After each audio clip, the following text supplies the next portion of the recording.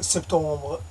Et cette chaîne sera consacrée au thème intitulé Domaine très réservé.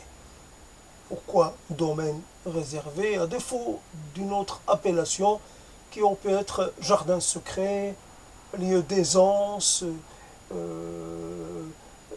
domaine secret, journal intime, peu importe. J'ai préféré, en attendant de trouver un autre titre, j'ai préféré celui de domaine très réservé. Puisqu'on parle de domaine réservé, il inclut les compétences exclusives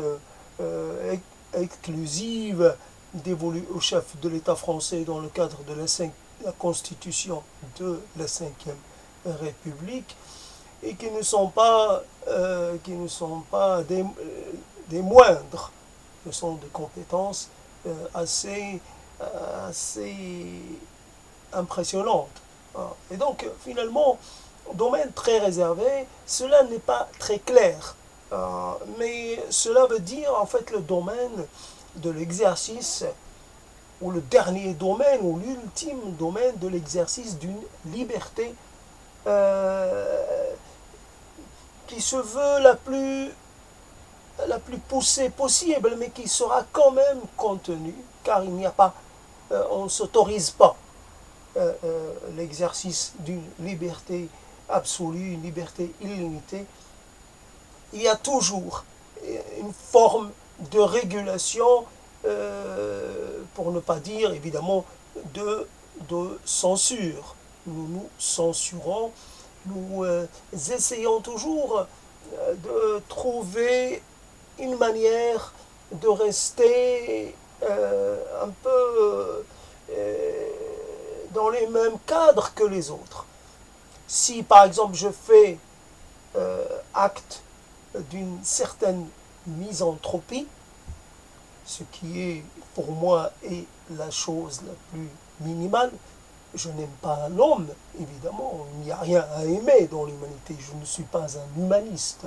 C'est le cas de, c'est ce que je peux dire. Je ne me réclame nullement de cette doctrine-là.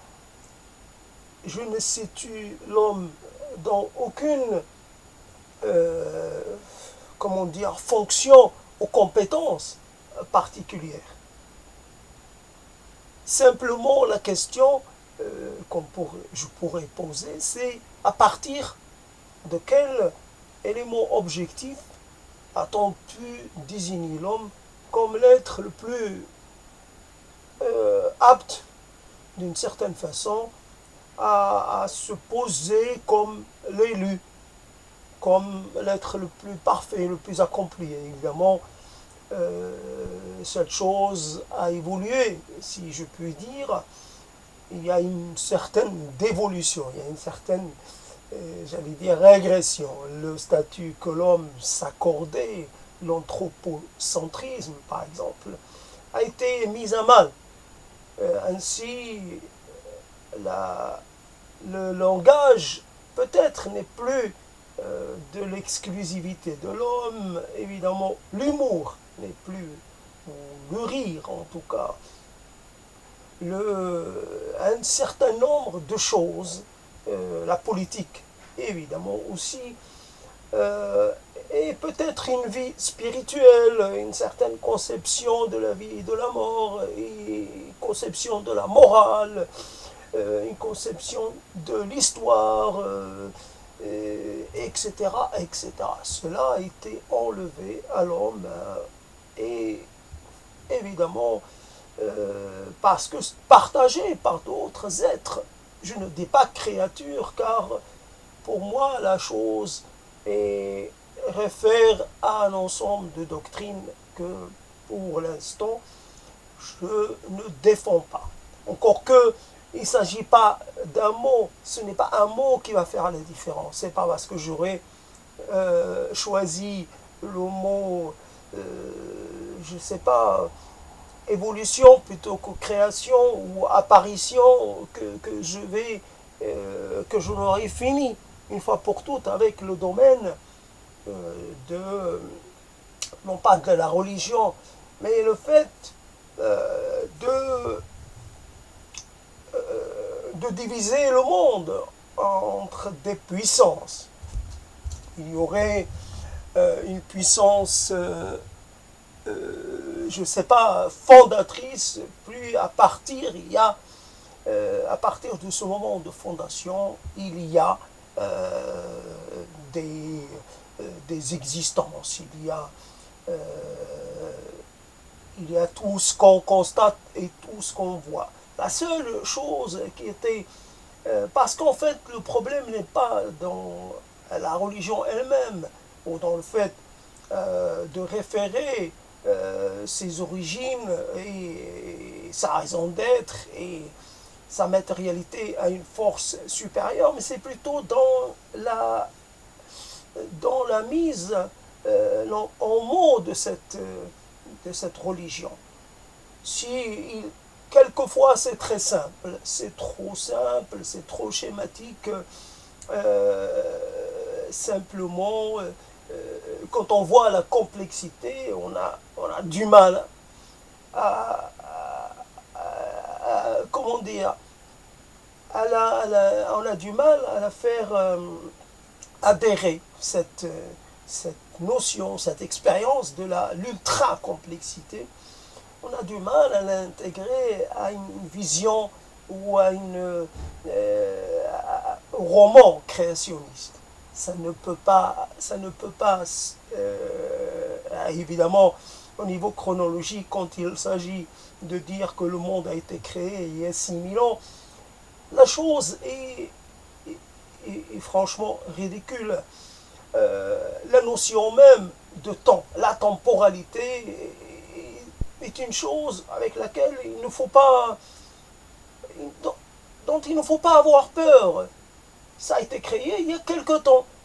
Alors quelque temps, évidemment, la temporalité, celle que pourrait connaître ou expérimenter un être créé, ne pourra pas être la même temporalité que celle de l'être créateur. Donc, 6000 ans, c'est une estimation. Nous pouvons faire qu'avec des estimations. Pour les créationnistes, ils devraient se libérer de cette limite de temps. Comme pour les évolutionnistes et autres, le temps est une chose qu'il est difficile d'estimer, de mesurer, malgré tout. C'est malgré tout ce qui peut être, évidemment, expérimenté et vérifié, revérifié, bien entendu, depuis longtemps, avec évidemment les prévisions, la nécessité d'avoir des prévisions et la nécessité un petit peu de pouvoir, non pas maîtriser, mais pouvoir un peu mieux. Le temps, en fait, a été, comment dire, le temps c'est la division. C'est diviser parce que sinon, si on ne le divise pas, si on ne le subdivise pas, on ne pourra pas l'utiliser comme on le voudrait. Mais le temps est quelque chose qui pourrait être hermétique, qui pourrait être une totalité, qui ne se prête pas à la fragmentation, mais uniquement à la détotalisation. Mais uniquement, c'est parce que cela, comment dire, cela nous convient. Nous le faisons comme ça et nous en sommes contents. Nous en sommes satisfaits d'avoir pu faire le temps comme ça. Il est possible que par rapport à une matière, j'ai une façon de l'aborder, par exemple de l'utiliser, de la consommer, etc. Et il est possible qu'il y ait d'autres moyens, d'autres façons. Mais c'est la façon que je connais le mieux. Ça ne veut pas dire que ma façon est moins bonne qu'une autre façon. Mais c'est une façon qui me convient, alors je continue d'utiliser cette matière comme ça. Donc le temps, je l'analyse et je l'utilise comme ont fait mes ancêtres, etc. Parce que cela me rend le service dont j'ai besoin. Donc pourquoi aller chercher plus loin? Pourquoi aller connaître le temps plus que nécessaire? Ce que je connais du temps me suffit. Et donc voilà une histoire. Et en fait, la religion telle que présentée, même la science expérimentale, la science, j'allais dire, un peu dogmatique quelquefois, même la science, tout, et finalement, arrive à un moment avance avec des certitudes et avec j'allais dire, du permis et de l'interdit. Il est permis de penser comme ça, il n'est pas permis de penser comme ça. Alors évidemment, on voudrait être libre de penser comme il nous semble, aller dire, il nous semble convenable, ou il nous semble raisonnable, ou il nous semble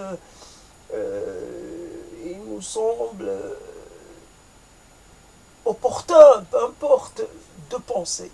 C'est la pensée, nous pouvons évidemment vérifier la chose, la pensée est quelque chose de mouvant. Les certitudes bougent et donc ils se modifient.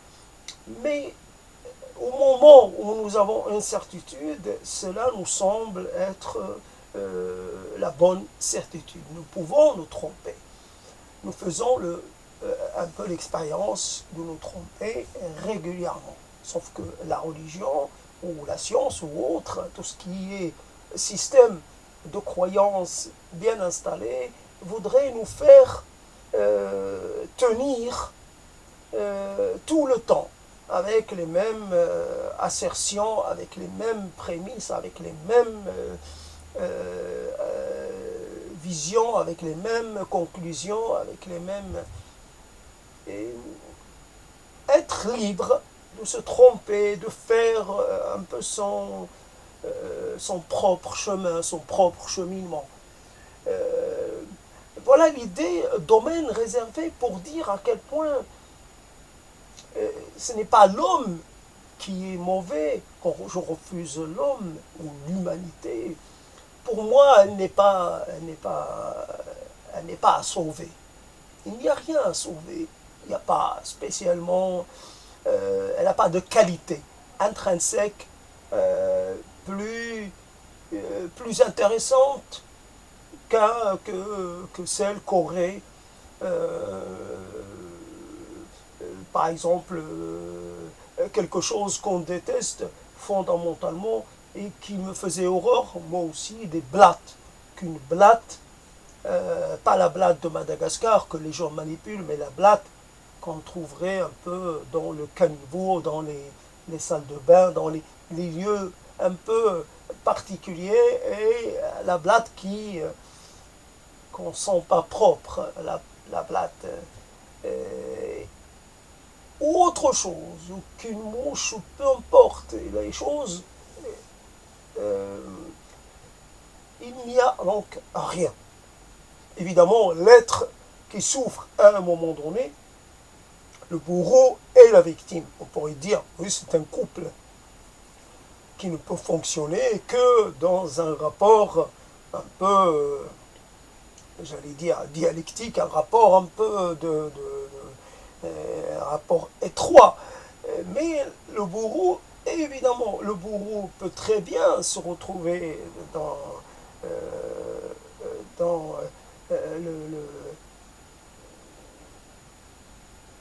dans statut, non pas statut, mais quelque chose de victime. Le bourreau peut devenir une victime et la victime peut devenir un bourreau. Ce n'est pas parce que on est victime qu'on va le rester éternellement. Être victime, ce n'est qu'un moment ou une identité ou un statut transitoire. La victime ne choisit pas le statut de victime, elle le subit. Donc à la rigueur, il y a des gens il y a toujours des exceptions à cette règle, des gens qui se lancent un peu dans la confrontation et qui risquent leur vie ayant choisi d'une certaine façon le rôle de victime. Et il y a en face quelqu'un qui choisit un peu d'être le bourreau. Donc finalement, c'est pas ça que je voulais dire. Ce que je voulais dire, c'est que la personne qui apparaît faible à un moment donné, nécessiteuse, qui peut très bien, dans d'autres contextes, être la personne qui cause du tort aux autres. Ce n'est qu'une... c'est par... la victime n'est pas une victime par essence. C'est les conditions environnementales, c'est les conditions dans toute leur multiplicité qui la mettent dans cette position-là. Il peut y avoir là aussi une certaine, non pas dégradation, mais une certaine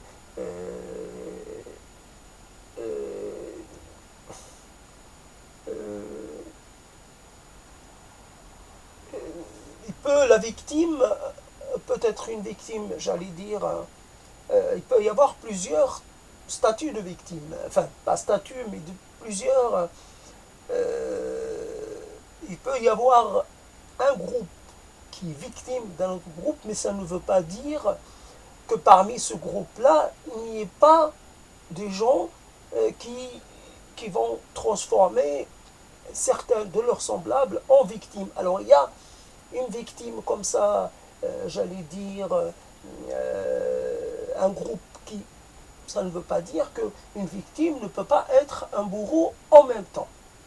Donc, par exemple, quelqu'un en prison, c'est ce qui se passe quotidiennement, évidemment, à l'instant même où je parle, des gens qui sont privés de liberté pour des tas de raisons, ça ne les empêche pas de se transformer à leur tour en bourreaux des autres qui sont leurs voisins ou leurs compagnons de cellule, compagnons d'emprisonnement. C'est le cas, c'est un cas tellement général que ça devient presque ordinaire, banal. Or, ça ne l'est pas. On a tout pense que dans des conditions normalement, dans ces conditions-là, ce qui devrait ce qui devrait régner, ce sont plutôt des sentiments de fraternité, de proximité, l'entraide, etc. Et non. Des conditions un peu difficiles vont exacerber la compétitivité et un peu les tendances, j'allais dire, les tendances agressives de l'être humain.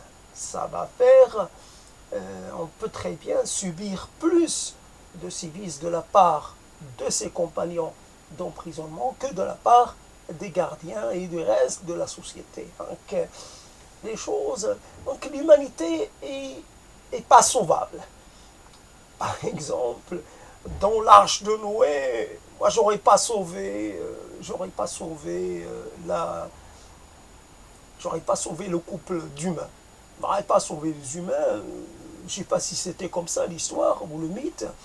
En tout cas, j'aurais rien sauvé. Il n'y a rien à sauver. La vie en elle-même n'est pas à sauver puisque tous les êtres, à un moment de leur vie, font preuve d'agressivité et vont maltraiter une personne ou un autre être sans que quelque part ils en aient pleinement conscience.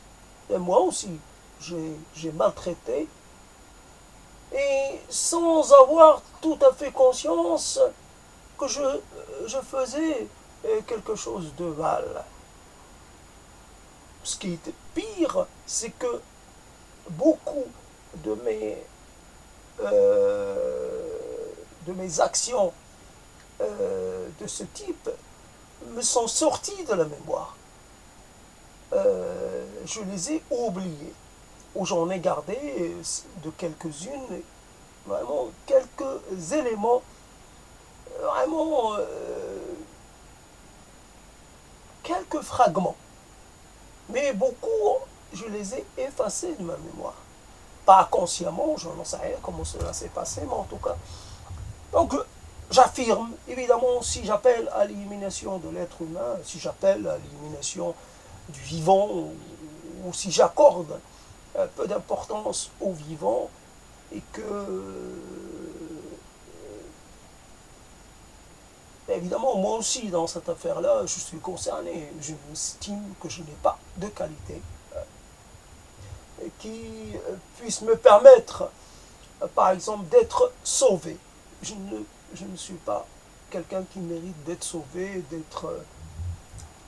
non, j'ai autant de défauts et j'ai autant de mal en moi. Et si je n'ai pas exercé cela, c'est parce que n'en ai pas eu les moyens.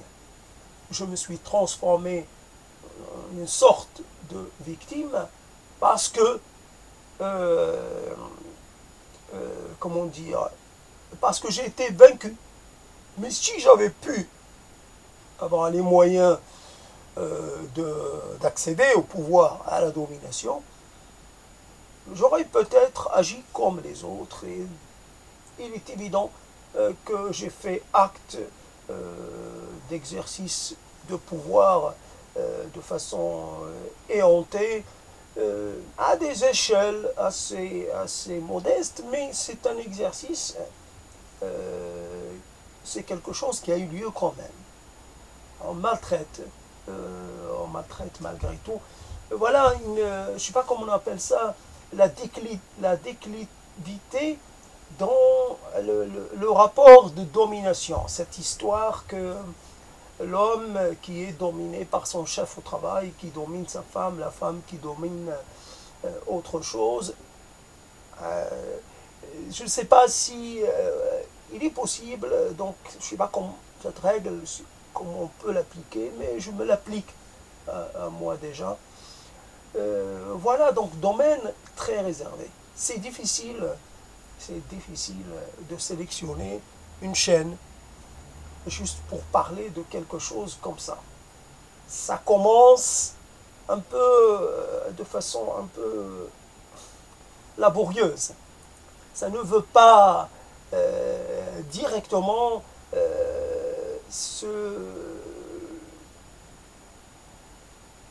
ça ne veut pas venir comme ça, comme je le voudrais. Or, le problème, c'est que si je repousse l'échéance, si je repousse cet acte, je pourrais je pourrais ne jamais le faire. Or, il faut quand même un jour s'y attaquer. Si j'ai trouvé qu'il y avait un aliment, quelque chose de particulier à traiter séparément. Est-ce que cela était pertinent? Je n'en sais rien. En tout cas, on veut quelque chose et au moment où on la désire et au moment où on l'a un petit peu à disposition, quelque part notre intérêt pour elle se trouve assez peu conséquent. Et il y a de ma part, c'est uniquement, j'ai commencé par quelques éléments sur la misanthropie, quelques éléments sur la religion. C'est pas suffisant pour parler, parce que là c'est un espace de liberté et un espace de transgressivité. Mais transgresser quoi? Qu'est-ce qui reste encore à transgresser? Qu'est-ce qui reste encore à tenter de dévaluer, de dévaloriser? Qu'est-ce qui reste encore comme sacré? Est-ce que j'ai encore quelque chose à désacraliser? Et je n'en sais rien. je ne parle pas à Dieu, je ne considère pas Dieu comme un égal. Aujourd'hui, je dis des choses que je n'aurais pas pensé possible que je puisse les dire. Mais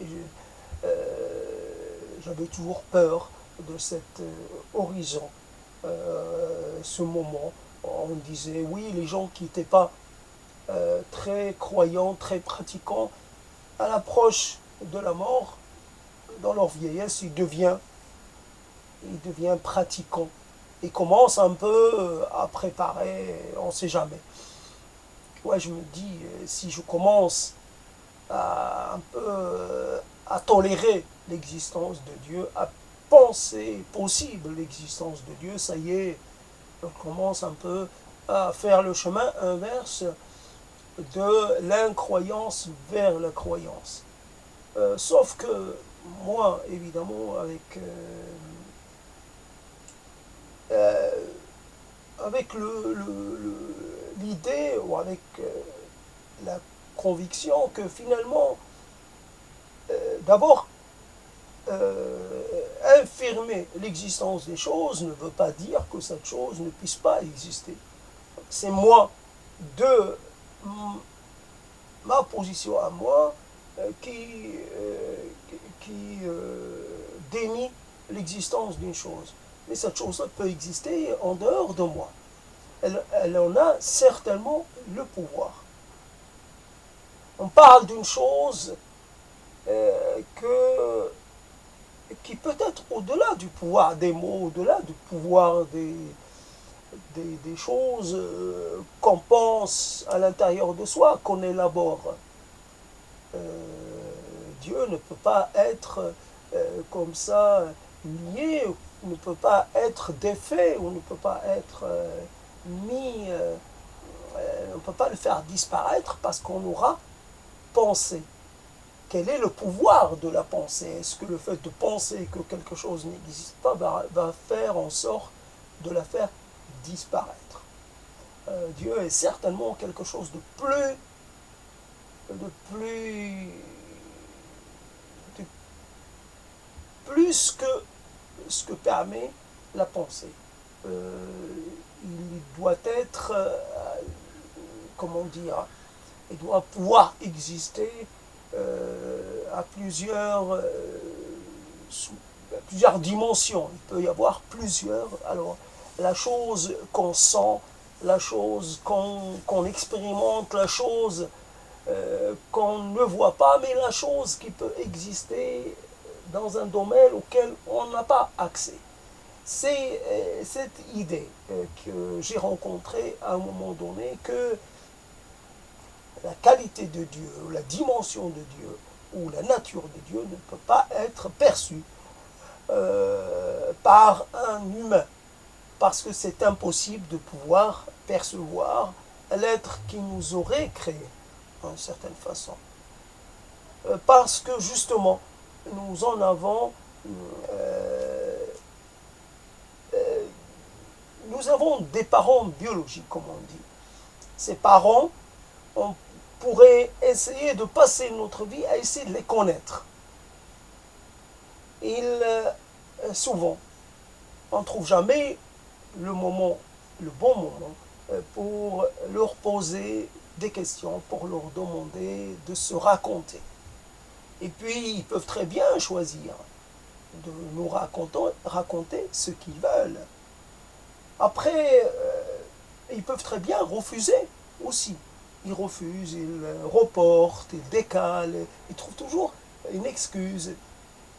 Donc, on en a une connaissance, mais une connaissance partielle, une connaissance imparfaite. Alors évidemment, c'est des gens qui sont à disposition. Et on n'arrive pas à les connaître. On ne peut pas nier l'existence de ses parents. Ils sont là, on les a vus, on les a côtoyés pendant longtemps. Et pourtant, on ne peut pas dire je connais mes parents. Donc, alors Dieu, je ne peux pas dire à Dieu, c'est une autre nature. Il est impossible de connaître Dieu parce que Dieu, c'est d'abord comme une idée de l'immensité de la chose. comme pour cette métaphore des aveugles, le groupe d'aveugles et de l'éléphant. Chacun selon sa position, chacun selon la surface qu'il a à côté de lui, va dire que cette chose est ceci ou cela. Évidemment, c'est une métaphore un peu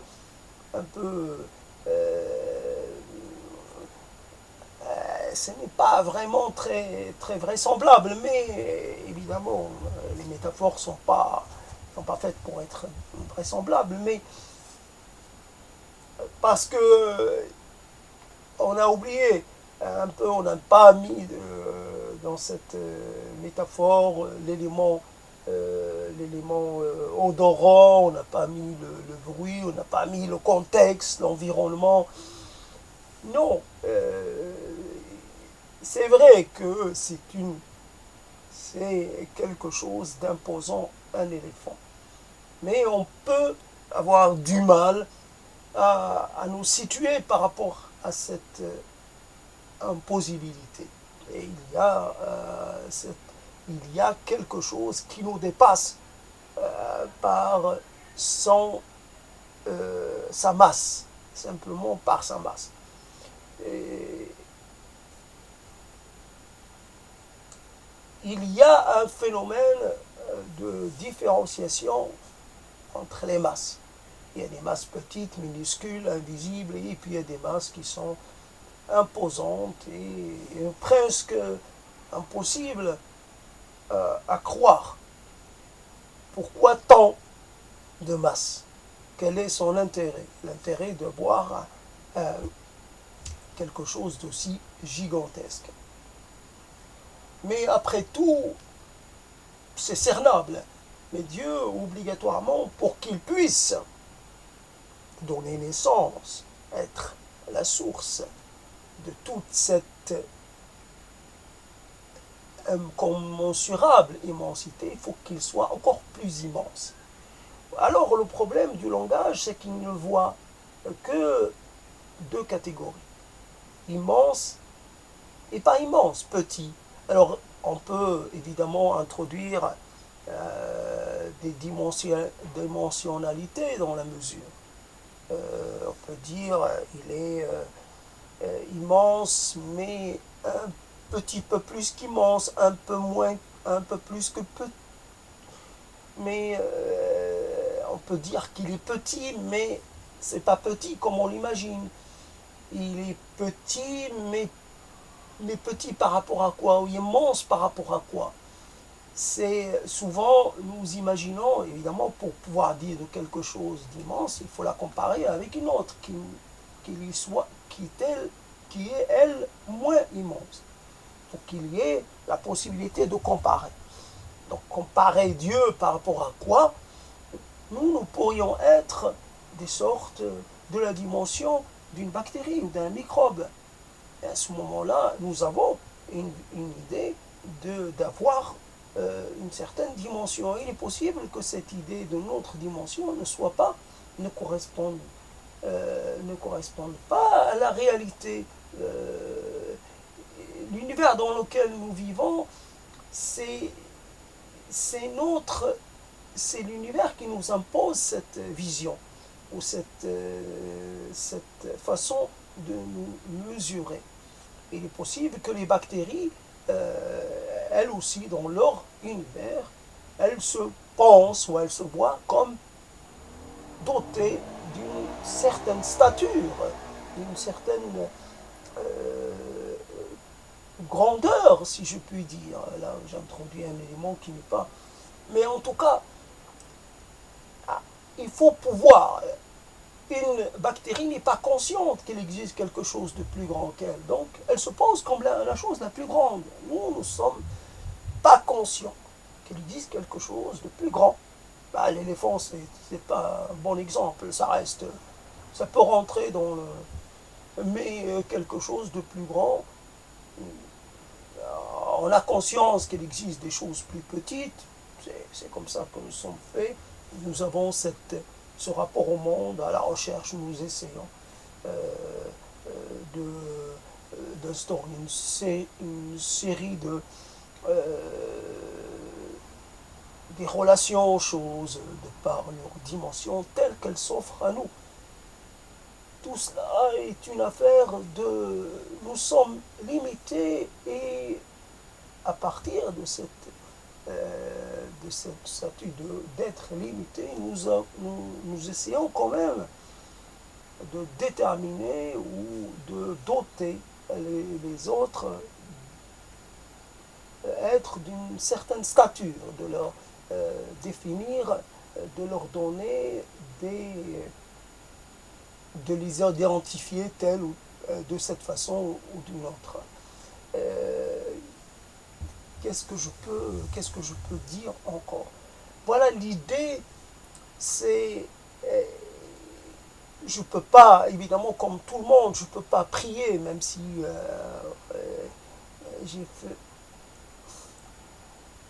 j'allais dire, euh, euh, quelque chose qui s'est produite.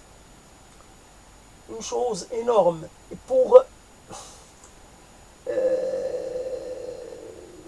il y avait une demande impossible à faire à Dieu.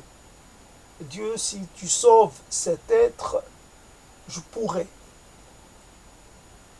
Évidemment, dès l'énoncé de cela, je savais que cela n'était pas possible. Que cette promesse, peut-être, ne pourrait pas être tenue. D'ailleurs, l'objet de ma prière n'était plus n'était plus. Donc la prière devenait sans objet. Donc finalement, euh, tout cela s'est arrêté. Et je suis persuadé, jusqu'à preuve du contraire,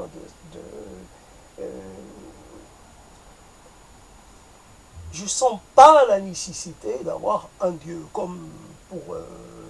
je n'ai pas besoin dans ma vie d'un Dieu, quel qu'il soit, d'un être supérieur pour pouvoir vivre.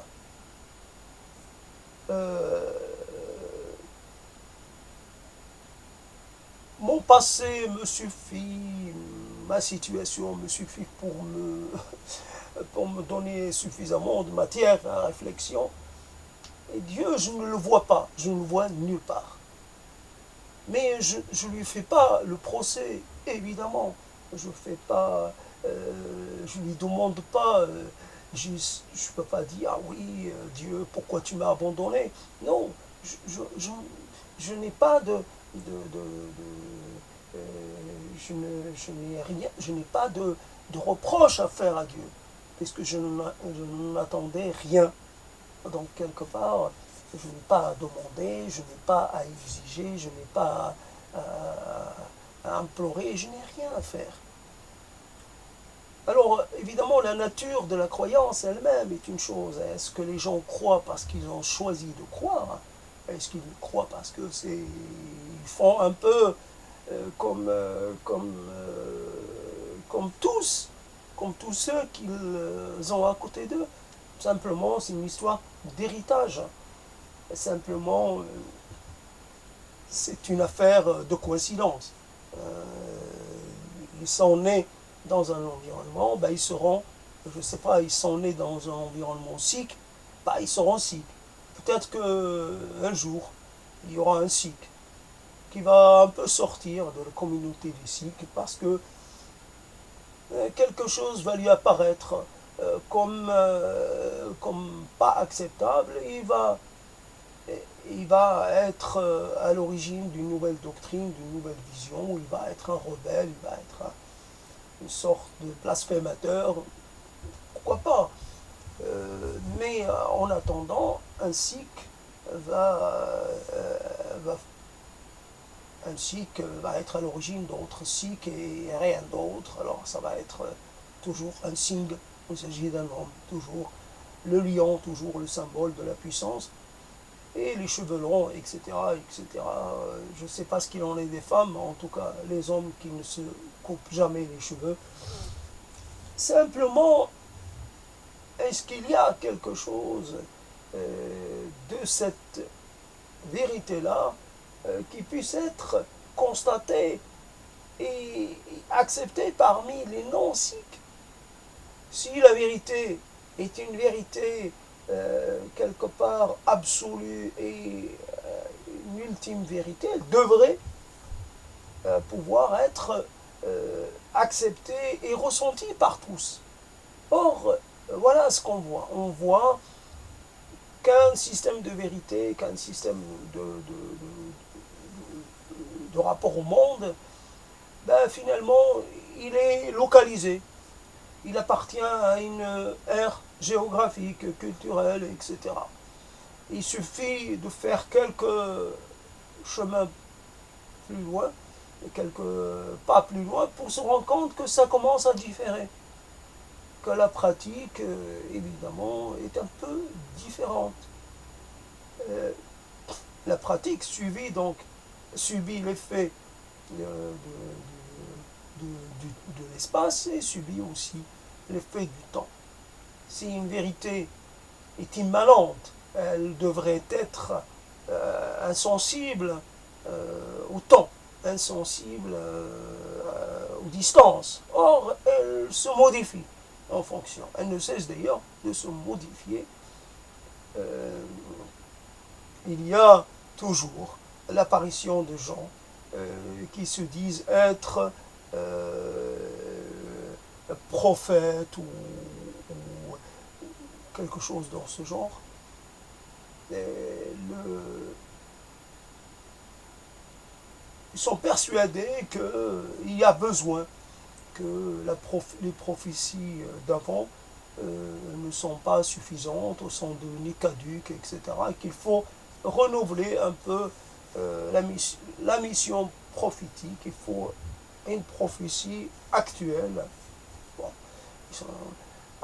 pourquoi pas, à partir du moment où on est persuadé de quelque chose, pourquoi pas ne pas le revendiquer et le rendre public. Après, on n'est pas obligé d'abonder dans le sens d'un discours prôné par un être ou par un autre. Voilà comment c'est difficile, surtout quand c'est pas du tout. Évidemment, c'est de l'improvisation, c'est des choses qui sont là. Et comme on pourrait dire que j'essaie de capter, voilà, de mettre un peu au mot, alors qu'en fait c'est des choses assez peu claires, assez peu identifiées quelquefois. Ces choses-là nous traversent continuellement, mais nous les gardons, comment dire, nous les laissons passer. Je ne suis pas tous les jours pris par l'idée d'interroger la déité, etc., savoir ce que c'est, pourquoi, le besoin, etc. Oui, une série un peu d'enchaînements, une association, et puis ça y est, le thème de Dieu et de la présence ou de la non-présence ou des choses comme ça. Ce qui est en fait le problème, il devient un peu plus, j'allais dire, un peu plus sérieux quand on pense à quel point il y a des gens. C'est pour ça, il y a aussi une peur. À la base, il y a aussi une peur. C'est pour ça que je mets au niveau de la caméra, il n'y a rien. Donc il n'y a rien, il y a un vide, il y a un blanc. Il y a quelque chose qui n'a pas été, encore que le blanc puisse être déjà considéré comme une couleur. Mais quelque chose une surface vierge sur laquelle on peut inscrire ce qu'on veut. Voilà un peu l'image de cet exercice, un peu l'image de quelque chose qui reste ouvert et qui ne peut pas, que rien ne vient remplir, que que c'est chacun peut d'ailleurs inscrire ses propres mots et puis et ainsi de suite. L'idée est qu'il y a des gens qui sont prêts pour... mais cela n'est pas nouveau, parce qu'on touche à l'image de leur sacré, on touche à leur sacré. Je dis pas, je veux pas parler d'une situation en particulier, mais il y a des gens qui sont prêts à tuer, à, faire subir les pires châtiments à d'autres êtres, parce que ils auraient été offensés, parce qu'on aura porté préjudice à leur système de croyance. Ce n'est pas... D'ailleurs, ça peut donner la matière, comment dire, il y a des gens, toujours des gens qui sont prêts à aller le plus loin possible pour défendre quelque chose, une divinité ou une personnalité majeure, personnalité ou divinité qui ne leur demande pas de faire cela. Dieu, évidemment, dans la version classique, n'a pas besoin d'être défendu. Dieu n'a pas peur des objecteurs, n'a pas peur des profanateurs, n'a pas peur des offenseurs. Parce que Dieu, évidemment, il est Dieu. C'est pas, comment dire, un être simple, un homme du peuple peut s'adresser à un puissant, il peut lui dire des choses. Et le puissant peut faire comme s'il ne les a pas entendues. Il restera toujours puissant. Mais le puissant est aussi un être humain. Donc, ça va le toucher. Mais Dieu n'est pas un être humain. Il ne peut pas être touché par ce que peut faire un être humain. D'ailleurs, Dieu n'aurait besoin ni de rien venant des êtres humains. C'est ça le problème.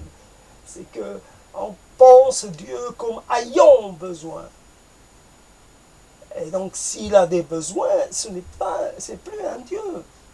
Un Dieu, oui, c'est une vision un peu monarchiste de la déité. Non, Dieu n'est pas un roi, n'est pas un monarque. Dieu est plus que tout. Donc, il n'est pas le roi des rois, il est d'une autre nature. Donc, il n'est pas le puissant des puissants, il est au-delà de la puissance. C'est comme ça qu'on essaie de le percevoir. Et, évidemment, on pourrait penser à Dieu en termes de faiblesse. Il est le plus faible des faibles. On pourrait aussi dire qu'il y a plusieurs divinités, que Dieu, notre Dieu à nous, comme on pourrait parler de notre soleil à nous, c'est quel soleil parmi tant d'autres, et c'est pas le plus puissant, le plus, etc., etc. Oui.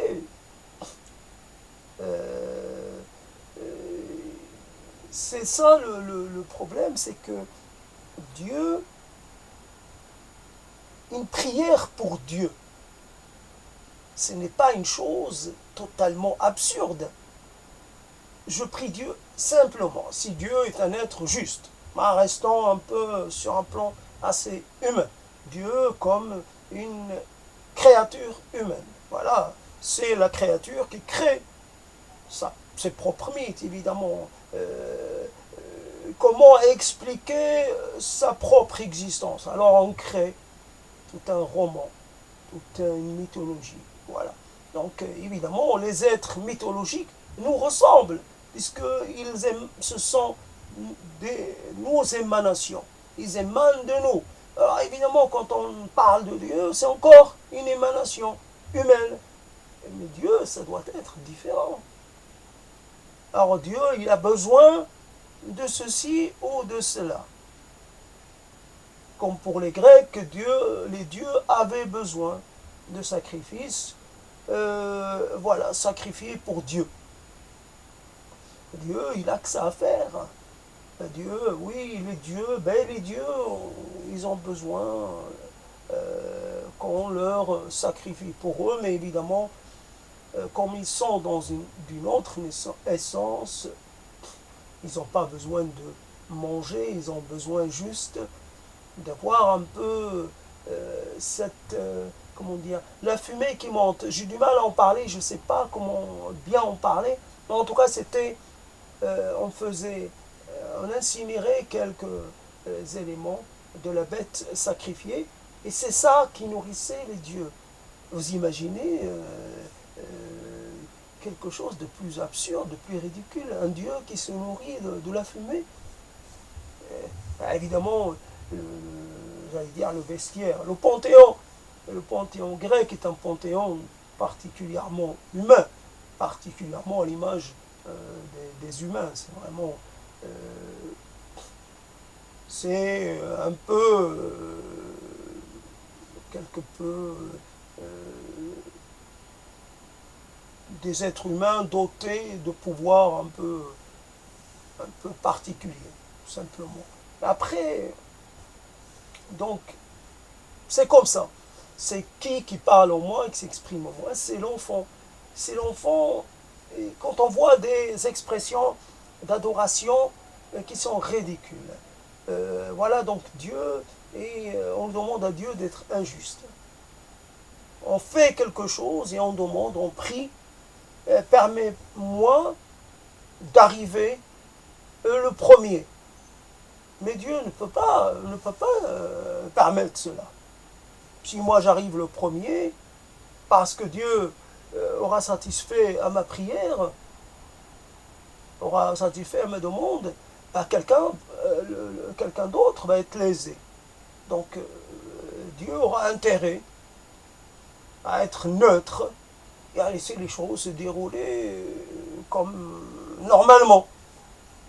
Celui qui doit arriver le premier arrivera le premier. Après, tout dépend de plein de choses. Et il y avait aussi, si on prend l'image de la course, quelqu'un qui, je ne sais pas, des jumeaux, on pourrait penser à des jumeaux qui se relaieraient dans la même course et qui évidemment arriverait, il y en a un qui va arriver le premier parce qu'ils auront triché. Dans le jeu de la vie, la compétition, on est toujours, on n'hésite pas à tricher. Et d'ailleurs, quand on triche, on n'a pas peur de la sanction divine. On triche un peu sur le regard de Dieu. Il n'y a pas de problème. C'est quand on n'a pas les moyens de tricher qu'on fait appel à Dieu. C'est une situation où on se sent impuissant. Mais quand on a de la puissance, voilà, simplement, voilà. C'est vraiment, on fait un usage très humain de Dieu. Et voilà les choses qui pourraient un peu m'amener une certaine hostilité, parce que je me permets, avec toute la modestie possible. Ce sont des élucubrations. Après tout, ce n'est rien d'autre. Ce sont des mots que je mets un peu en filament. Mais simplement, il ne faut pas leur donner plus d'importance que cela. Si on a envie de les écouter, on les écoute. Si on n'a pas envie, un mot ne change pas le monde. Quoi qu'on en dise, un mot ne modifie pas la réalité. D'ailleurs, c'est des mots qui sortent un peu de ma tête, mais qui finalement, pour aller se mettre quelque part, mais sans devoir en bouger.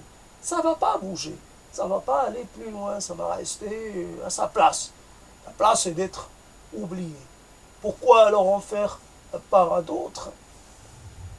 C'est toute la question. Évidemment, un peu de l'ambivalence de cette pratique. Cette pratique est ambivalente. On a un jardin secret, alors pourquoi en faire étalage? Donc, d'ailleurs, il ne devient plus un jardin secret, il devient un jardin public, un jardin ouvert. Et quand on a un domaine réservé, le domaine réservé, si on en fait étalage, il ne devient plus réservé. Donc, réservé, c'est très réservé. Ça devrait être des choses confidentielles, alors que si j'en fais étalage, bon, on n'est pas à une contradiction près, à un paradoxe près, c'est toujours... je peux dire que c'est le moyen de faire un exercice un peu sous le couvert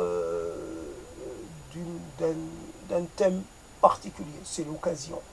On a besoin un peu de subdiviser les choses, mais sinon, de la transgression, j'en fais assez régulièrement. Je dirais heureusement que je ne me suis pas écouté. Sinon, il y a matière de me faire des tas de procès déjà. Mais les gens ne m'écoutent pas, donc ça reste vraiment, c'est même pas ultra confidentiel, ça reste inaudible. Parce qu'il y a des choses que j'ai dites qui n'ont été écoutées par personne. Donc, même moi, je les ai peut-être oubliées. Qu'est-ce que j'ai dit dans ces choses-là? Non, c'est rien. Ça appartient déjà au passé, ça a été dit il y a 2 ou 3 ans. Ça, bof, ça commence à être un peu du passé, du passé bien passé. Après, oui, la transgression. Je me rappelle un peu cette chose, j'allais à la confrontation, il y a une époque, c'est vrai qu'il y a une époque pendant laquelle il était possible d'aller batailler contre les autres sans risquer quoi que ce soit. On pouvait dire Dieu très jeune, vous pouvez dire Dieu n'existe pas, etc. Il affirmait, et on est convaincu, et montrer toute la détermination de sa foi dans la non-foi. Mais c'est une époque révolue. Aujourd'hui, les gens sont beaucoup plus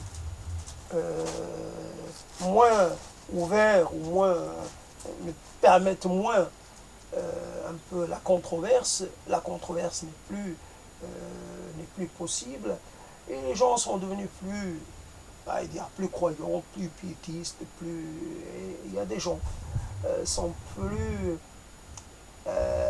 fanatiques d'une certaine façon dans leur conception de ce qui est toléré ou ce qui n'est pas toléré. La question, bien sûr, si on feuillette un peu la littérature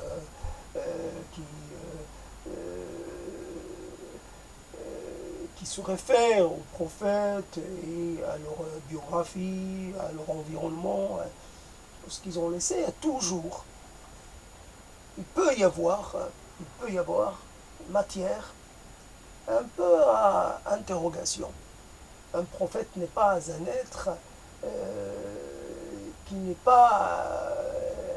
doute pas à un moment. Le prophète, par essence, peut douter, comme cette histoire dans le Coran, d'ailleurs, que c'est intéressante, à laquelle Dieu avait, parce que c'est comme ça que c'est vécu, un Dieu très proche, très présent, Dieu avait quelque part pensé qu'une poignée de croyants, il y avait un chiffre, pouvait venir à bout d'un certain nombre de polythéistes. C'est comme ça qu'on les traitait à l'époque. Et alors qu'ils avaient à bout d'adversaires. Et qu'en fait, comme ça n'a pas été le cas, Dieu a revu ses calculs et que finalement, il ne demande pas de faire tant de bravoure ou il demande un résultat moindre. Vous êtes 100, c'était possible de venir à bout de 1000, mais là, ce n'est pas possible, on revient à un rapport 2 pour 1. Vous pouvez, 100 de croyants, de fidèles, peuvent venir à bout de 200 opposants. C'est c'est bon. Donc voilà une chose, comment il y a là du mouvement, il y a là de la correction, de la rectification. Et on peut trouver plein d'exemples dans les choses qu'on prête aux prophètes et aux envoyés de Dieu, etc. Évidemment, dans les légendes dorées, dans les biographies fabriquées, dans tout ce qu'on veut, évidemment, il y a tellement de matière qu'il faut un peu trier, mais euh, il y a un moment de doute. Alors évidemment, moi je ne rencontrais pas des gens qui doutaient, je rencontrais des gens qui étaient persuadés qu'ils étaient dans le vrai. Et moi, évidemment, je leur opposais un peu ma conviction à moi qui était que moi aussi j'étais dans le vrai. J'ai pas rencontré quelqu'un qui disait j'ai je pense que je crois, je pense que je crois, mais finalement j'ai quelques petits soucis avec avec cela. Je n'arrive pas exactement à savoir. Je suis en même temps je suis croyant, en même temps je suis un peu dans l'interrogation. Cela m'aurait déstabilisé, évidemment. Dès qu'il y a quelque chose comme cela qui n'est pas définitif, qui n'est pas là ça peut vous n'avez pas spécialement de réponse parce que même si vous dites que vous niez l'existence de Dieu, ben vous n'en avez aucune preuve. Vous niez quelque chose dont vous n'avez pas la preuve de l'existence.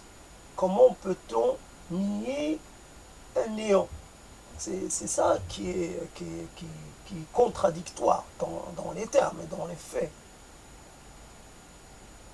Si je nie Dieu, c'est que je le considère comme un néant. Et je ne peux pas nier le néant.